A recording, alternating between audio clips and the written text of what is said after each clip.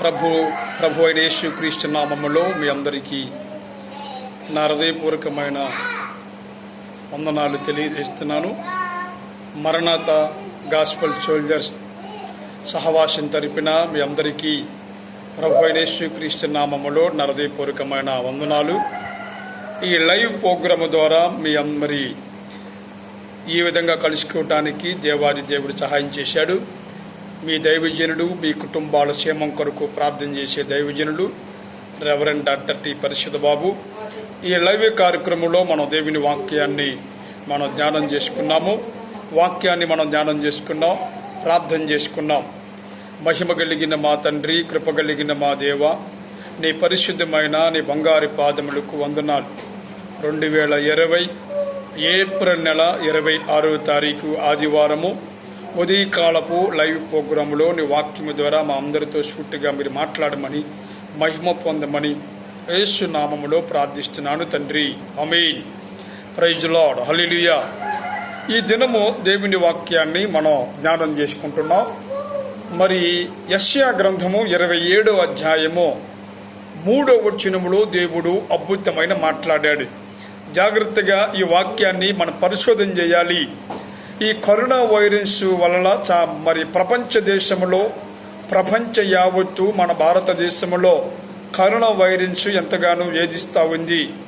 దేవుడు వాగ్దానం చేస్తున్నాడు, ఇశ్రాయేలును కాపాడే దేవుడు కునుకుడు నిద్రపోడు. ఆయన మనల్ని కాపాడుచున్నాడు, ఆయన మనల్ని ప్రేమిస్తూ ఉన్నాడు. ప్రియమైన వాళ్ళారా, ఈ దినాన్ని దేవుని వాక్యాన్ని మనం ధ్యానం చేస్తున్నాం. దేవుని వాక్యాన్ని లైవ్ ద్వారా ఈ విధంగా ప్రభువుని గణపరుస్తున్నాం. ఆయన అంటున్నాడు, యెహోవా అను నేను దాన్ని కాపు కాయిచున్నాను అన్నాడు. దేవుడు మన పట్టణమును కాపాడుతున్నాడు, మన దేశమును కాపాడుతున్నాడు, మనలను కాపాడుతున్నాడు. ఇశ్రాయేలును కాపాడు దేవుడు కునుకుడు నిద్రపోడు. 24 గంటలు ఆయన మనల్ని కాపాడుతున్నాడు. భయపడకము, దిగులు పడకమో, ధైర్యంగా ఉండమో, ప్రభు నీకు తోడుగా ఉన్నాడు. ఆయన నీకు తోడుగా ఉన్నాడు. శాశ్వతమైన ప్రేమతో ఆయనను ప్రేమిస్తున్నాడు. ఏ పరిస్థితుల్లో ఉన్నను భయపడకో, దిగులు పడకో.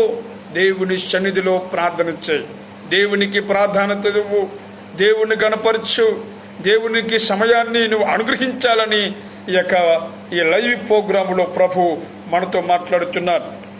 ప్రభునందు ప్రియమైన దేవుని బిడ్డలారా, ఈ దినాన్ని దేవుని వాక్యాన్ని మనం ధ్యానం చేస్తున్నాం. ఆయన అంటున్నాడు, యెహోవాను నేను. ఈ మాట ఎవరు మాట్లాడుతున్నాడు? ప్రవక్త అయిన యెషయా గ్రంథములో యెషయా ప్రవక్త ద్వారా దేవుడు మాట్లాడుతున్నాడు. యెషయా ప్రవక్త ద్వారా దేవుడు మనతో మాట్లాడుతున్న మాట జాగ్రత్తగా మనం వినాలి. ఏమని మాట్లాడుతున్నాడు అంటే, యెహోవా అను నేను అన్నాడు. నిర్గమకాండం 4వ అధ్యాయము 3వ అధ్యాయం 14వ వచనంలో దేవుడు మోషేతో మాట్లాడతాడు. మోషే అంటాడు, మోషేతో దేవుడు అంటాడు, ఐగుప్తులో ఇశ్రాయేలు ప్రజలు బాధను నేను చూశాను అన్నాడు. ఐగుప్తులో ఉన్న ఇశ్రాయేలు ప్రజ బాధలు అని 9వ వచనం రాయబడింది.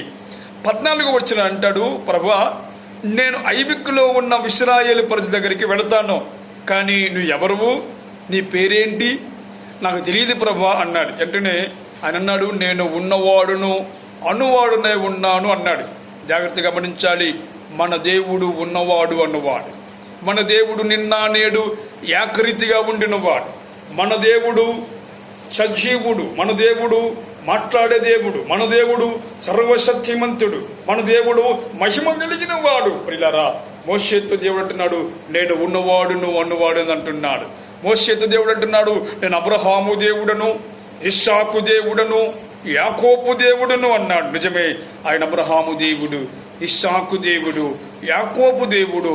మన జీవితాలకు, మన బ్రతుకులకు సరిపోయిన దేవుడు. జాగ్రత్తగా గమనించాలి, దేవుడు తన ప్రజల పట్ల గొప్ప కార్యం చేస్తున్నాడు. దేవుడు మన పట్ల ఆయన కృపను ఉంది. ప్రతి ఇంటికి కూడా గొర్రెపిల్ల రక్తము, యేసయ్య రక్తము మన గృహాల్లో ఆయన ప్రోత్సహిస్తూ ఉన్నాడు. జాగ్రత్తగా గమనించాలి, ఈ మాట స్పష్టంగా దేవుడు మోషేతో మాట్లాడుతున్నాడు. మోషేతో దేవుడు, అయ్యా నేను ఉన్నవాడును అని చెప్పు, నేను అనువాడునని చెప్పు. నేను అబ్రహాము దేవుడు, మీ పితరుడైన అబ్రహాము దేవుడను, ఇస్సాకు దేవుడను, యాకోబు దేవుడను. ఇప్పుడు అంటున్నాడు, నేను మీకు చాలిన దేవుడును అన్నాడు.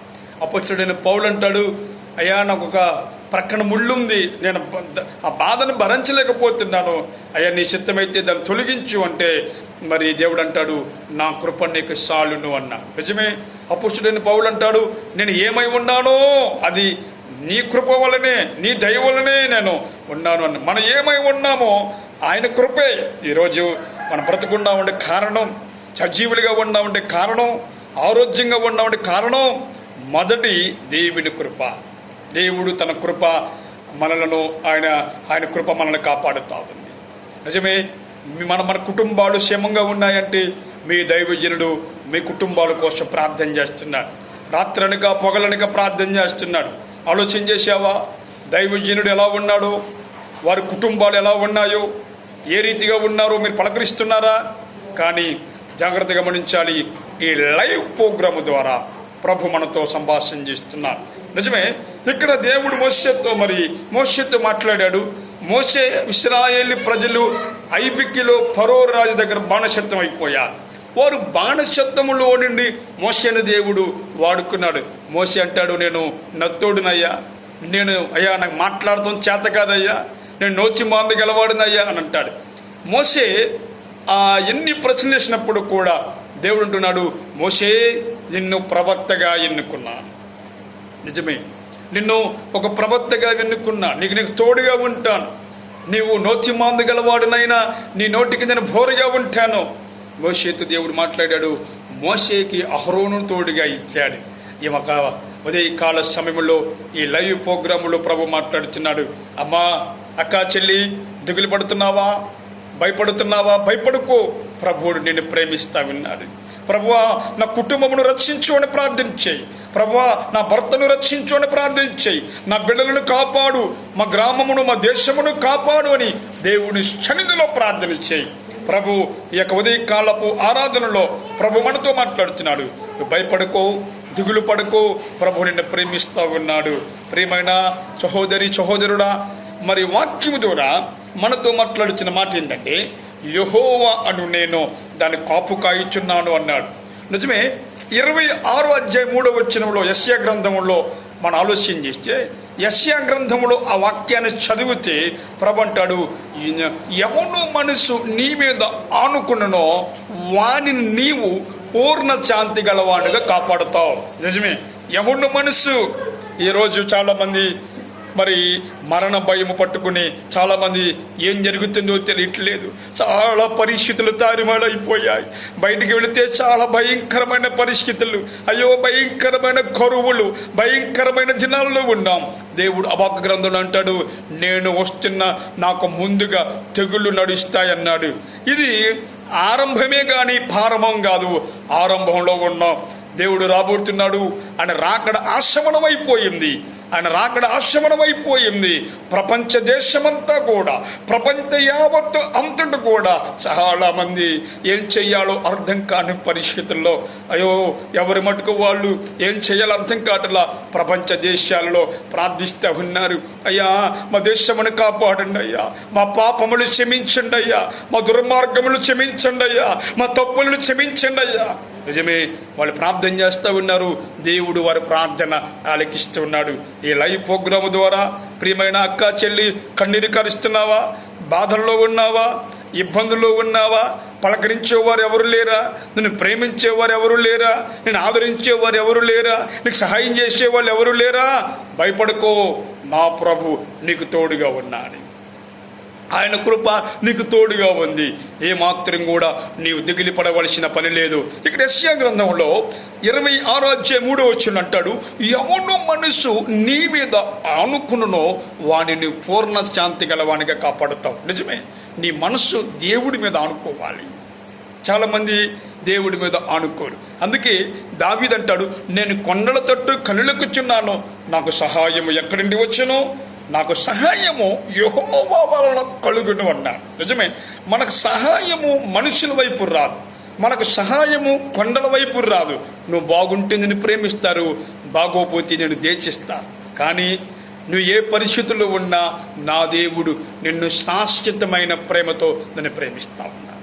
శాశ్వతమైన ప్రేమతో నిన్ను ప్రేమిస్తూ ఉన్నాడు. ఆయన ప్రేమించే దేవుడు, ఆయన ఆదరించే దేవుడు. నీ మనస్సు, నీ హృదయము, నీ బ్రతుకు ప్రభువుకు అప్పగించు. ఈ లైవ్ ప్రోగ్రాములో ఉంటున్న సహోదరి సహోదరుడా, దేవుడు నిన్ను దర్శిస్తూ ఉన్నాడు, నిన్ను ప్రేమిస్తూ ఉన్నాడు. నీ పరిస్థితులు మార్చటానికి, నీ ఇబ్బందులను తొలగించటానికి ఆయన 2 హస్తాలు నీ వైపు చూస్తూ ఉన్నాడు. యెషయా గ్రంథములో అంటున్నాడు, ఎవరిన మనిషి నీ మీద అనుకోవాలి. ఎవరి మీద అనుకోవాలి? ఒక పిల్లవాడు రోడ్డు ముందు నడుస్తూ ఉన్నప్పుడు తన కాలుకి ఒక రాయి తగిలింది. తగలగానే వాడు అంటాడు, అమ్మా అని పిలిచాడు. అప్పటి వరకు వాడికి అమ్మ గుర్తుకు రాలేదు. అవును, దెబ్బ తగిలినప్పుడు అమ్మ గుర్తుకు వస్తుంది, లేకపోతే అమ్మ గుర్తుకు రాదు. అలాగే నీకు కష్టం వచ్చినప్పుడు ప్రభు గుర్తుకు వస్తాడు. కష్టము రానప్పుడు అమ్మ ప్రార్థనకి రా అమ్మ అంటే సమయం లేదు, రా తల్లి దేవుని వాక్యం వినమ్మా అంటే సమయం లేదు. బిజీ. ఎవరి మటుకు వాళ్ళు బిజీ మైనం అయిపోయారు. ప్రపంచమంతా లాక్డౌన్లో మనం ఉన్నాం. ఎవరి గృహాల్లో వారు ఉండి చక్కగా భార్య బిడ్డలతో కుటుంబంతో మరి గడపడానికి ఇది ఒక గొప్ప తరుణంలో మనం ఏం చేయాలి అంటే, ఖాళీగా ఉన్న సమయంలో ఇంటి పని చేసుకోవాలి. ఖాళీగా ఉన్న సమయం, నీకు సమయం దొరికితే ప్రార్థన చేయి, నీకు సమయం దొరికితే బైబిల్ చదువు, నీకు సమయం దొరికితే మోకాళ్ళు వంచి దేవునితో గడిపే అనుభవం నీకు కావాలి. ప్రభువా, ఎందుకు ఈ పరిస్థితుల్లో ఉన్నాం, ఈ పరిస్థితుల్లో మేము ఉంటుండగా మా కుటుంబాన్ని కాపాడండి అయ్యా అని దేవుని సన్నిధిలో మనం ప్రార్థన చేయాలి. ప్రియమైన అక్క చెల్లి, ఈ యొక్క ఉదయకాలపు లైవ్ ప్రోగ్రాం ద్వారా మొదటిసారిగా ఈ లైవ్ ప్రోగ్రాంలో రావడానికి దేవుడు సహాయం చేశాడు. ఎవడో మనిషి నీ మీద, ఎవడైనా నువ్వు ఎంత గొప్పవాడైనా కావచ్చు, ఏ డిగ్రీ లేని వాడైనా కావచ్చు, డిగ్రీ ఉన్నవాడైనా కావచ్చు, నీ మనసు ప్రభు మీద ఆనుకో. ఎవరి మనసు నీ మీద ఆనుకుంటుందో వాణిని నీవు పూర్ణ శాంతి వాణ్ణి నేను పూర్ణ శాంతి గలవానిగా కాపాడుతాను. అవును, పూర్ణ శాంతి. నువ్వు ఆయన మీద ఆనుకుని ప్రార్థించు, దేవుడు నిన్ను పూర్ణ శాంతి గలవానిగా కాపాడుతాడు. ఎందుకు తెలుసా? ఆయన అంటున్నాడు, ఏలనగా అతడు నీ యందు విశ్వాసించి ఉన్నాడు. దేవుని యందు విశ్వాసించాలి. ఎబ్రీ రాసిన పత్రికలో 11వ అధ్యాయం 6వ వచనం అనుకుంటాను, విశ్వాసము లేకుండా దేవునికి ఇచ్చుడే ఉండటము అసాధ్యము. దేవుని వద్దకు వచ్చేవాడు ఆయన ఉన్నాడని, ఆయన ఎందుకు వారికి ఫలము దయచేవాడని నీవు నమ్మవలనే కదా. నువ్వు నమ్మాలి. దేవుని దగ్గర వచ్చేటప్పుడు ఆయన ఉన్నాడు, మోకరించి ప్రార్థన చేసేటప్పుడు ఆయన ఎందుకు వారికి ఫలము దయచేవాడని నువ్వు నమ్మవలనే కదా. నమ్మాలి. ఈ ఉదయకాలపు ఆరాధనలో ఈ లైవ్ ప్రోగ్రాం ద్వారా ప్రభు నీతో మాట్లాడుతున్నాడు. నీ మనసు ఆయన మీద అనుకో, నీ చింత యావత్తు ఆయన మీద వేయి. నీ పరిస్థితులను ప్రభు మారుస్తాడు. ప్రభు నిన్ను దర్శించబోతున్నాడు. ప్రభు ఎవరి మనసు నీ మీద అనుకుంటుందో వాని ఖచ్చితంగా దేవుడు నిన్ను పూర్ణ శాంతి గలవానిగా కాపాడుతాడు. ఎందుకు అంటే అతడు నీ యందు విశ్వాసించి ఉన్నాడు. 91వ కీర్తనలో 14వ వచనంలో రాయబడుతుంది, అతడు నన్ను ప్రేమిస్తున్నాడు కనుక నేను తప్పిస్తాను. ఎందుకుని? అపాయం నుండి తప్పిస్తాను. ఎందుకుని? ప్రమాదకరమైన పరిస్థితుల నుండి తప్పిస్తాను. ఏలనగా అతడు నన్ను ప్రేమిస్తున్నాడు. అతడు నీ నామమును ఎరిగినవాడు. నీ దేవుణ్ణి ప్రేమిస్తే, దేవుణ్ణి ఆరాధిస్తే, విశ్వాసము కలిగి ప్రార్థన చేస్తే నేను అపాయం నుండి తప్పిస్తాడు, ప్రమాదం నుండి తప్పిస్తాడు, కీడి నుండి తప్పిస్తాడు. ఈ యొక్క లైవ్ ప్రోగ్రాం ద్వారా దేవుడు కీర్తన గ్రంథం అంటున్నాడు, అతడు నన్ను ప్రేమిస్తున్నాడు కనుక నేను అతన్ని తప్పించను. అతడు నామముని ఎరిగిన వాడు కనుక నేను అతన్ని కనపరిచుదును. అతడు నాకు మర్రపెట్టగా ఏం చేస్తాడు? నేను శ్రమలో అతను తోడై ఉండి అతన్ని విడిపించి అతను గొప్ప చేసి దీర్ఘాయి చేత అతను తృప్తిపరచుదను. నా రక్షణ అతనికి చూపిస్తాను. ప్రియమైన సహోదరుడా, భయపడబాకు. అదే 91వ కీర్తన అంటాడు, ఏ తెగులు నీ గుడారము సమీపించదు. మనలను కాపాడడానికి దేవుడు తన 2 హస్తాలు స్థాపించినాడు. మనం రక్షించడానికి ఆయన దేవదూతలను కావలించి ఉన్నాడు. యెహోవా యందు భయభక్తి గల వారి చుట్టూ ఆయన దేవదూతలు కావలి ఉంటుంది. దేవుని యందు భయభక్తులు కలిగు, దేవుని యందు విశ్వాసం కలిగు, నిరీక్షణ కలిగు, ప్రభు ఖచ్చితంగా అతను దీవిస్తాడు. ఆయన అంటున్నాడు, ఏలనగా అతడు నీ యందు విశ్వాసించున్నాడు కనుక నేను అతను పూర్ణ శాంతి గలవానిగా కాపాడతాను. అతడు నన్ను ప్రేమిస్తున్నాడు కనుక అతను తప్పిస్తాను, అపాయకరమైన నేను తప్పిస్తాను. నిజమే, దేవుడు తప్పిస్తాడు. మరలా ప్రభు మనతో మాట్లాడుతున్నాడు. యెషయా గ్రంథం 27వ అధ్యాయంలో 3వ వచనం అంటున్నాడు, యెహోవాను నేను దాని కాపు కాయిచున్నాను. ప్రతి నిమిషమును కూడా దేవుడు నీ పట్ల కార్యం చేస్తున్నా. ప్రతి నిమిషమును కూడా ప్రభు నేను దర్శిస్తున్న ప్రతి నిమిషమును ఎవడనూ దాని మీద రాకుండానట్లు దీవారాత్రములు ఆయన కాపాడుచున్నాడు. దీవారాత్రములు మన కుటుంబాలను కాపాడుచున్నాడు. ప్రియమైన సహోదరుడా, యెహోవా దావీదంటాడు, యెహోవా నా కాపరి, నాకు ఏమి కలగదు. ఆయన మన కాపరి, ఆయన మన యజమానుడు, ఆయన మన రక్షకుడు, మన విమోచకుడు. కాబట్టి ఈ లైవ్ ప్రోగ్రాం ద్వారా ఈ కొద్ది నిమిషాలు మొదటిసారిగా ప్రభు మనతో మాట్లాడుచున్నాడు. వాక్యం వింటున్నమ్మ, అక్క, చెల్లి, నీ మనసు ఆయన మీద అనుకో. భయపడబాకు, దిగిలి పడబాకు. ప్రభు నీకు తోడై ఉన్నాడు. ఆయన వాగ్దానం చేస్తున్నాడు, నేను కాపు కాయిచున్నాను. నిజమే, ఆయన కాపు కాయిచున్నాడు. 127 కీర్తన అంటాడు, యెహోవా ఇల్లు కట్టించిన ఎడల దాని కట్టువారు ప్రయాసం వ్యర్థమే. యెహోవా పట్టణమును కాపాడిన ఎడల దాని కావలి మేలుకున్న వారి వ్యర్థమే. ఆయన కాపాడుచున్నాడు. మన దేశము కొరకు, మన భారతదేశము కొరకు మనం ప్రార్థించాలి. తెలుగు రాష్ట్రాల కొరకు ప్రార్థించాలి. దేవుడు ఈ కరోనా వైరస్ ఎప్పటి నుండి ప్రమాదకరమైన ఆ పరిస్థితి నుండి దేవుడు త్వరగా తప్పించి, విడిపించి, రక్షించలాగున్నా ప్రార్థన చేయాలి. దేవుడి మాటలు దీవించును గాక. ప్రార్థన చేసుకుందామా? పరిశుద్ధుడైన మా తండ్రి, మహిమ కలిగిన మా యేసు ప్రభువా, ఈ లైవ్ ప్రోగ్రాము ద్వారా మొదటిసారిగా ఈ ఆదివారపు ఆరాధనలో రావడానికి మీరు సహాయం చేశారు. మీరు మాట్లాడిన నీ మాటలను బట్టి నీకు వందనాలు, స్తుతులు, స్తోత్రాలు తెలియజేస్తున్నాం. ఈ కొద్ది నిమిషాలు వాక్యం వింటున్న మా సహోదరులందరినీ కూడా ప్రభువా మీరు దీవించండి. ఈ లైవ్ ప్రోగ్రాం ద్వారా అయ్యా వింటున్న ప్రతి ఒక్కరిని మీరు బలపరచండి. ప్రార్థనకు వచ్చిన వారిని కూడా మీరు దీవించిన కృపలు బలపరచండి. అలాగే ఈ ఆదివారం మొదలుకొని రానున్న ఆదివారం వరకు మీరు కృపాక్షేమములతో కాపాడండి. చంటి బిడ్డలను కాపాడండి. మా ఆంధ్ర రాష్ట్రమును కాపాడండి. భారతదేశమును కాపాడండి. నాయన ప్రభ కరోనా వైరస్ పట్టి పీడిస్తున్న ఆ కరోనా వైరస్ని నీ వాక్యం వల్ల నిర్మూలమైపోయినట్లు సహాయం ఇచ్చేయండి. మా దేశమును రక్షించండి. పాపములు క్షమించండి. మరొక తరుణాన్ని అనుగ్రహించమని యేసు నామములో ప్రార్థించి వేడుకుంటున్నాను తండ్రి, ఆమేన్. మన తండ్రి అయిన దేవుని ప్రేమ, రక్షకుడైన యేసుక్రీస్తు వారి కృప, పరిశుద్ధాత్మ దీవెన, ఆశీర్వాదం, ఆయన కృప ఎల్లప్పుడు మీకు తోడై ఉండి నడిపించును గాక. ఆమేన్. Praise lord. మీ అందరి కొరకు ప్రార్థన చేస్తున్నాను. చాలామంది ఫోన్ ద్వారా అలాగనే వాట్సాప్ ద్వారా చాలామంది మెసేజ్లు పెడుతున్నారు. ఆ మెసేజ్లు చూస్తూ ఉన్నాను. మీ అందరి కొరకు, మీ కుటుంబాల కొరకు వ్యక్తిగతంగా ప్రార్థన చేస్తున్నాను. God bless you. ప్రభు మిమ్మల్ని దీవించును గాక. ఆమేన్.